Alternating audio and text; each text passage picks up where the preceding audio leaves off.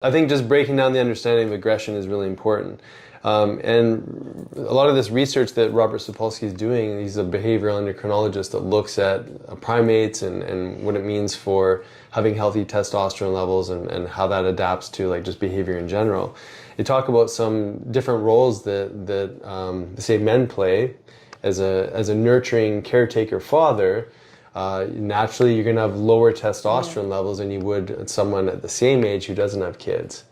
Because that nurturing aspect changes the whole symphony of hormones to more oxytocin and some other supportive Even hormones. prolactin when your partner is pregnant. Totally, yeah. So it changes the hormone profile. It's not that it's good or bad, it's just, there's different hormones needed at different times. Right. So do you think then those men have to work a bit harder to access their testosterone?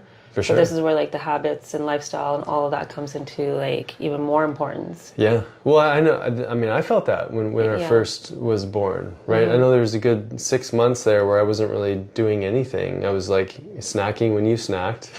Yeah. Eating when you were eating. Like obviously my metabolism must have increased because yours did. Yeah. And so I was wasn't making milk, I guess. Yeah, exactly. I was just trying to help you. I didn't want you to feel uncomfortable, right? I didn't. Yeah, no, I know. I'm joking. But the point is that I wasn't really taking care of myself, and I wasn't even necessarily adding extra value, necessarily. I think I was a very involved father wherever I could be. But I mean, in the sense that if I was to go exercise, I wouldn't have been taken away from you guys. And I think, it is important for men to still be doing something for their body, for their physical health, despite, the child dynamics.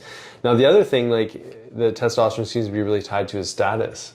So, again, like, can you imagine if it is in fact that, people were rewarded for compassion, or rewarded for gratitude or serving, the community, that was collectively supported, that would also be a stimulus for testosterone. Because if you feel like you can achieve something and maintain your status by doing that, that's a surge in testosterone. So that's why we have participation awards all the time now? Yeah, maybe. I don't know. But yeah, any other things that you want to say with regards to even maybe in relationship dynamics when men or women might not be expressing healthy levels? Well, I think like in the video you had a moment of awareness. So I think if there's awareness, there can be conversation over how each partner can support the other partner in raising that testosterone. Because something that's actually coming up in that show that we're watching is one of the men, like the husband, he's going through depression and like clinical depression. And what we don't often talk about is that low level of testosterone contributes to depression and that feeling of like lack of motivation and all of that. So if we can have those conversations, then we can help each other figure out how we can support each other in habits that will support each other's hormones, specifically for men, for testosterone, and then discern like, is the lack of motivation or the low libido or the low energy, is it actually coming from low testosterone, or is there something else going on? Yeah, well, and I mean, that opens up a whole discussion just around, are we looking at mental health through all the various different lenses, right? Yeah. Because in this particular show, this gentleman was prescribed antidepressant, which was magnifying the low libido, which was magnifying the low testosterone state. And we know that alcohol is definitely a suppressant, but so are certain medications. SSRIs are definitely one of them that have this estrogenic effect, but it throws off the testosterone. And so that was actually a dynamic that was really like playing out in that show that was mirroring the posts that we did. And it was interesting, even in that show, the woman was like, oh, I'm taking care of this for you, I'm taking care of this for you. And she was stepping into her like masculine state. Totally. She had to. Yeah.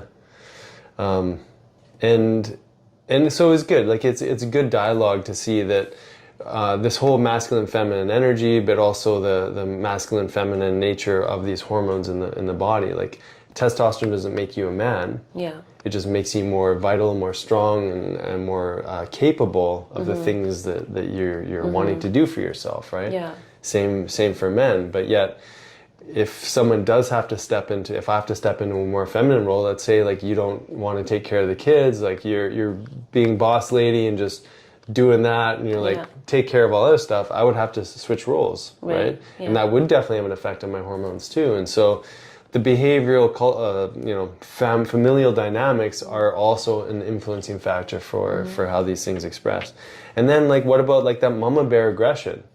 Like that comes from a, orchestra of different hormones too, but definitely testosterone plays a role. It's like these hits of like maybe your baby's in danger and bang, Yeah, well, you there's just that step example in. of the mom that was able to lift a car Yeah. when her kids were in danger. So, like, that is what we can tap into even as women.